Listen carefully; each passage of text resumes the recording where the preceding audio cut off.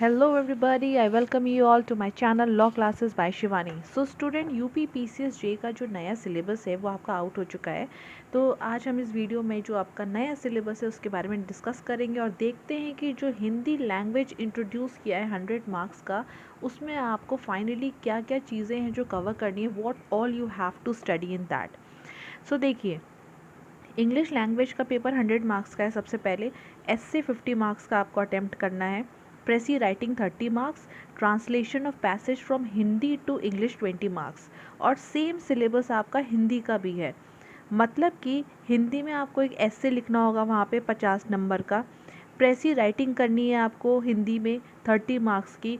उसके बाद जो है आपको ट्रांसलेशन करना है। इंग्लिश में पैराग्राफ होगा, एक पैसेज होगा, उसको आपको ट्रांसलेट करना है हिंदी में, यानी कि 20 मार्क्स का। इससे पहले क्या हो रहा था ना, आपका जो इंग्लिश लैंग्वेज का पेपर था बेसिकली उसमें आप ट्रांसलेशन कर रहे थे, बस आप हिंदी में ऐसे नहीं लिख रहे थे, ना ही आप हिंदी में प्रेसी राइटिंग कर रहे थे। तो फाइनली अच्छी बात है, ये काफ़ी ब्रॉडर जो है आपका ये सिलेबस रखा है। ब्रॉडर इन द सेंस कि you don't have to prepare मुहावरे या फिर उस तरीके गद्यांश वगैरह, उस पर क्वेश्चंस आपको नहीं करने हैं। Directly what all you have to do, आपको हिंदी में ऐसे लिखना है, प्रेसी राइटिंग करनी है हिंदी में, और आपको ट्रांसलेशन करना है। ठीक है। इसके बाद जो है सब्सटैंटिव लॉ में कोई चेंज नहीं है, प्रोसीजरल और एविडेंस वाले पेपर में भी कोई चेंज नहीं है। नेक्स्ट चेंज, अब देखिए जो लास्ट पेपर होता है आपका, that is the 5th paper. ठीक है, टोटल 5 पेपर होते हैं। पहले पेपर में कोई चेंज नहीं हुआ, जीएस जैसे था वैसे ही है। उसके बाद आपका लैंग्वेज का पेपर, उस पर चेंज हुआ। 3rd और 4th पेपर जो आपका सब्सटैंटिव और प्रोसीजरल वाला है, उसमें कोई चेंज नहीं है। फाइनली आप चेंज देखते हैं अपने लास्ट पेपर में। अब तक क्या हो रहा था कि यूपी रेवेन्यू कोड काफ़ी ज़्यादा इसका चर्चा में था कि इसको इंक्लूड कर रहे हैं सिलेबस में कि नहीं कर रहे हैं, और जितनी भी बार इससे पहले पेपर हुए तो हर बार ही यही हुआ है कि इस बार करेंगे कि नहीं इंक्लूड करेंगे। तो देखिए finally UP revenue code syllabus में इंक्लूड किया गया है, यानी कि अब आपको यूपी ZALR एक्ट पढ़ने की कोई ज़रूरत नहीं है। अब आप पढ़ेंगे अमेंडेड सिलेबस।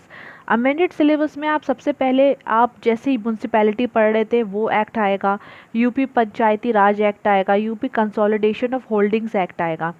अब बस क्या करना है आपको इसमें, एक तो ZALR एक्ट नहीं पढ़ना है, अब क्या पढ़ना है, यूपी रेवेन्यू कोड।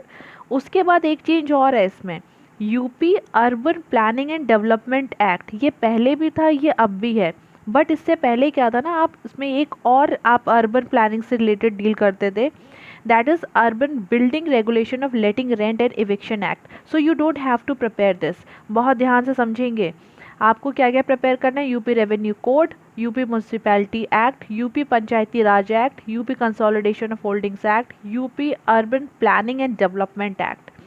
ठीक है, तो यहाँ पे कोई भी कंफ्यूजन होना नहीं चाहिए, काफ़ी ज़्यादा स्क्रीन पे भी आपको क्लियरली दिख रहा होगा। अब एक बार हम लोग डिस्ट्रीब्यूशन ऑफ मार्क्स की बात कर लेते हैं। 50 नंबर का आईपीसी आपको जो है मेंस पे करना है, वो पहले भी आप करते थे अटैम्प्ट, वो आज भी आपको 50 नंबर का ही अटैम्प्ट करना है।